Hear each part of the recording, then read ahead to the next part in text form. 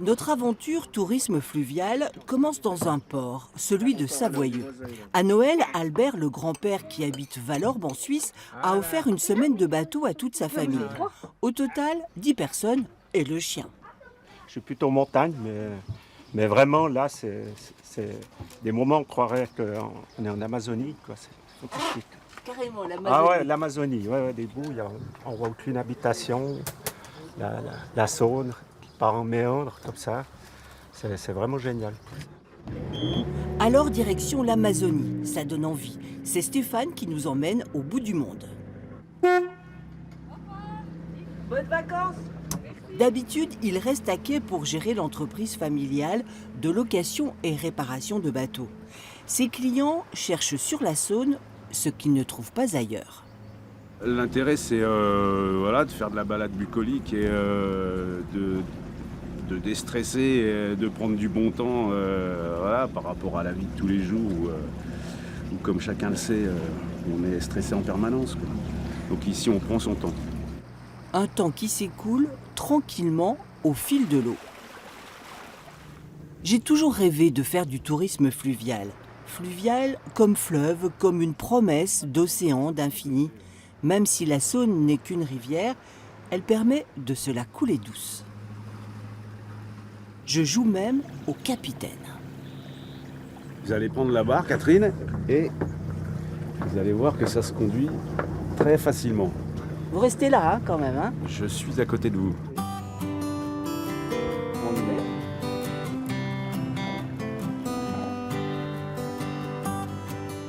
Un autre voyage nous attend, un voyage dans le temps cette fois-ci, grâce au château de Ray-sur-Saône, vieux de 10 siècles. On dit au revoir et merci à Stéphane. Bonne journée. Bonne journée. Et on suit le guide, Yves Cratinger, le président du conseil départemental. Diane de Salverte, la dernière propriétaire, a donné le château et tout ce qu'il contient à la Haute-Saône et à ses habitants. Sur la vallée de la Saône, il n'y a pas meilleur phare. Touristiquement, il n'y a pas meilleur phare. Il est au-dessus de la vallée. Là au bas, il y a la Saône. C'est un lieu touristique majeur. La restauration de cet édifice coûtera plus de 5 millions d'euros. Mais cet investissement va beaucoup plus loin qu'une simple rénovation de patrimoine. C'est de donner de la fierté aux habitants.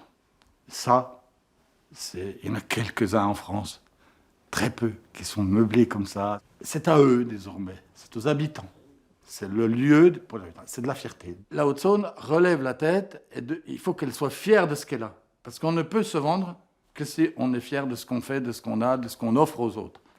Fier, ce Vésulien est fier de son département et de ce coin de paradis qu'il a créé il y a 20 ans, entre ciel, terre et eau. Quand vous avez un hébergement ici à Saône-Vallée, vous avez un canoë, barque, pédalo ou éventuellement des bateaux à moteur sans permis pour partir sur la Saône. Au départ, on était vraiment sur terre, avec les chalets sur terre, comme une petite marine à loisir. Et aujourd'hui, on est sur l'eau pour être aussi dans l'hébergement insolite, mais en tout confort.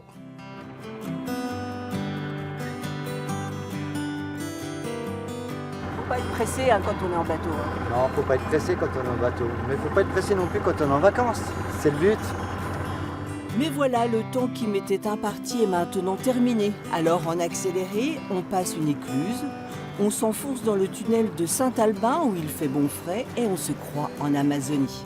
Oui, je prendrai le temps de revenir et je ferai encore du bateau sur la Saône. Merci, au revoir.